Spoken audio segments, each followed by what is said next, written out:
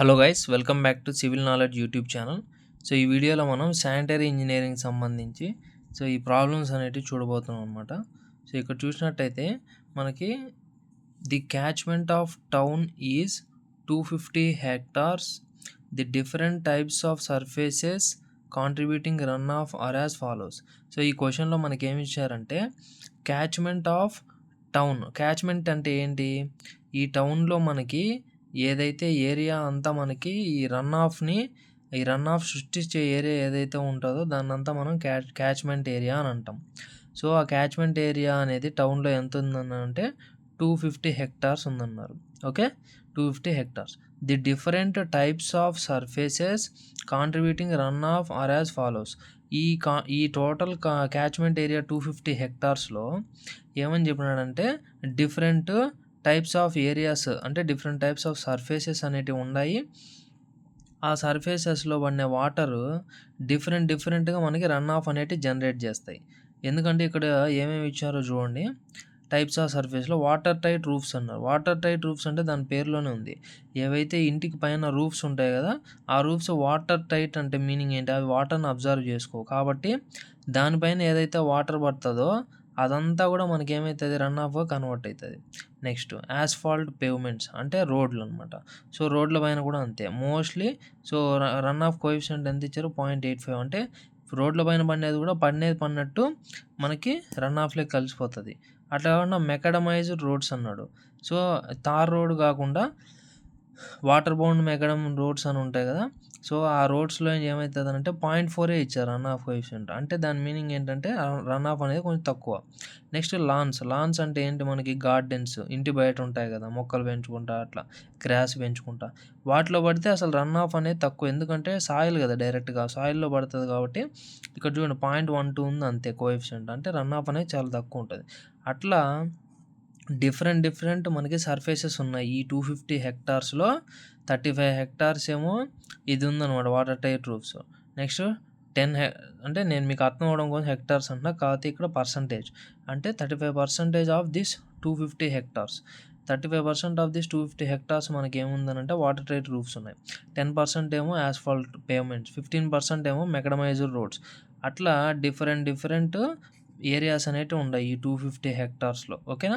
దానికి తగ్గట్టు కోఎఫిషియంట్స్ కూడా ఇచ్చారు. అయితే మనల్ని ఏం కనుక్కోమన్నారంటే ఫైండ్ ది ఇంపర్మియబిలిటీ ఫ్యాక్టర్.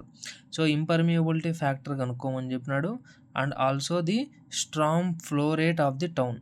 ఈ 250 hectares ఉండే టౌన్లో, సో క్యాచ్మెంట్ ఉండే టౌన్లో మనకు వర్షం పడితే రన్ ఆఫ్ ఎంత జనరేట్ అవుతుంది అని చెప్పమన్నాడు. ఓకే, మీటర్ క్యూబ్ పర్ సెకండ్లో. ఫ్లో రేట్ అంటే ఏంటి? Discharge means metre cube per second or litres per సెకండ్లో మనం చెప్పాలి. If the intensity of rainfall is equal to, అయితే వర్షం ఎంత పడుతుందో తెలియాలి కదా మనకి, ఎంత రన్ ఆఫ్ జనరేట్ అవుతుందని చెప్పాలంటే. So intensity of run of ఎంత అంటే 35 mm/h. ఒక గంటకి 35 mm వర్షపాతం అనేది ఉంది. ఓకే, ఇప్పుడు ఈ ప్రాబ్లంలో మనం సాల్వ్ చేయాలి. మెయిన్గా గుర్తుపెట్టుకోండి, ఇంపర్మియబిలిటీ ఫ్యాక్టర్ కనుక్కోవాలి. దాని తర్వాత ఫ్లో రేట్ అంటే డిశ్చార్జ్ కనుక్కోవాలంటే ఆబ్వియస్లీ మనం ఇంపర్మియబిలిటీ ఫ్యాక్టర్ కనుక్కుంటేనే ఇది వస్తుంది. ఓకే, మీకు ఆల్రెడీ ఫార్ములా తెలుసనే అనుకుంటున్నా, చూడండి. సో ఫస్ట్ గివెన్ డేటా రాసుకుందాం. ఇంటెన్సిటీ ఆఫ్ రెయిన్ఫాల్ని ఆర్గా మనం డినోట్ చేసుకుంటాం. అది ఎంత అంటే 35 mm/h. 35 mm/h. సో ఎగ్జామ్కి ఇంపార్టెంట్ క్వశ్చన్ అమ్మా ఇది. సో 5 మార్క్స్ కానీ 10 మార్క్స్కి కానీ అడగచ్చు.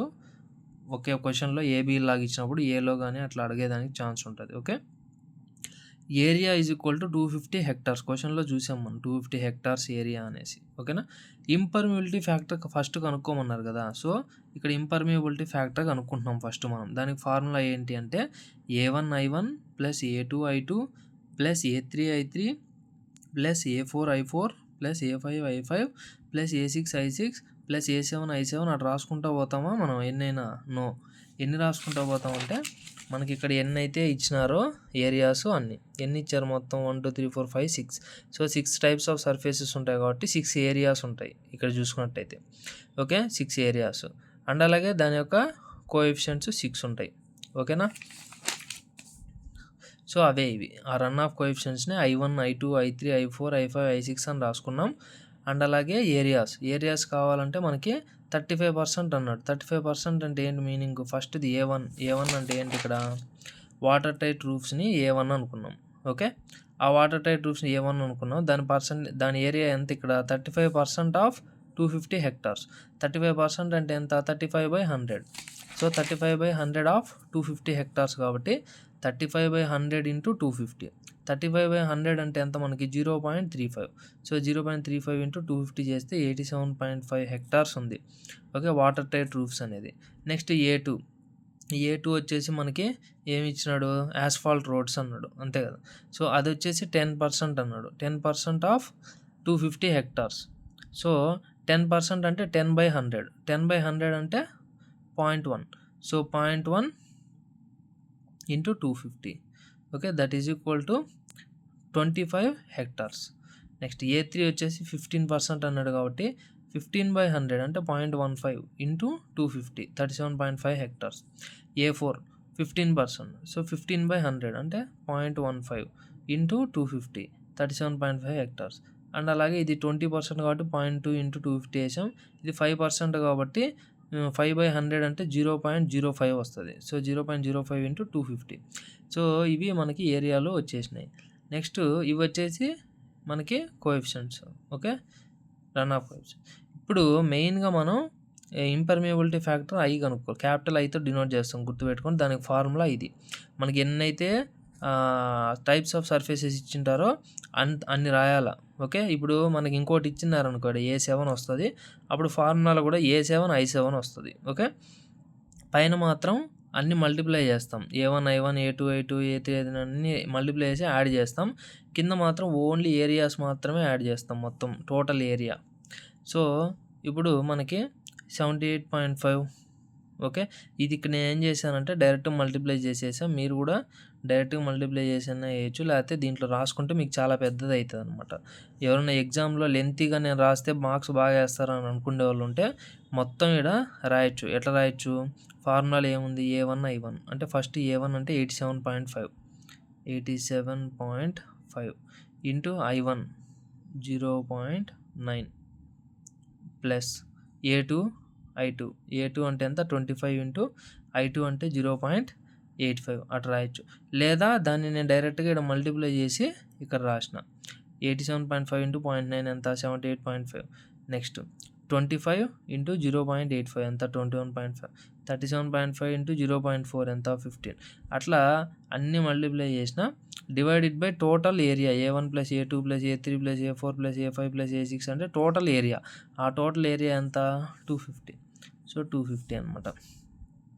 లేదా మీరు ఇవి కూడా యాడ్ చేసుకోవచ్చు, 87.5 25 ఇవన్నీ యాడ్ చేసినా కూడా అదే వస్తుంది. ఓకే, సో ఫైనల్గా I ఈజ్ ఈక్వల్ టు మనకి ఇది క్యాలిక్యులేటర్ చేస్తే ఎంత వచ్చింది మనకి 0.513. ఇక్కడికి సగం అయిపోయింది మన ఆన్సర్లో. ఫస్ట్ అడిగింది ఇదే.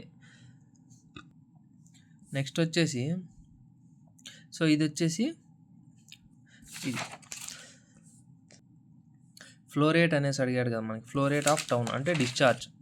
సో స్ట్రామ్ వాటర్ ఎంత డిశ్చార్జ్ వస్తుంది అనేది Q is equal to AIR/360. Very very important formula for exam.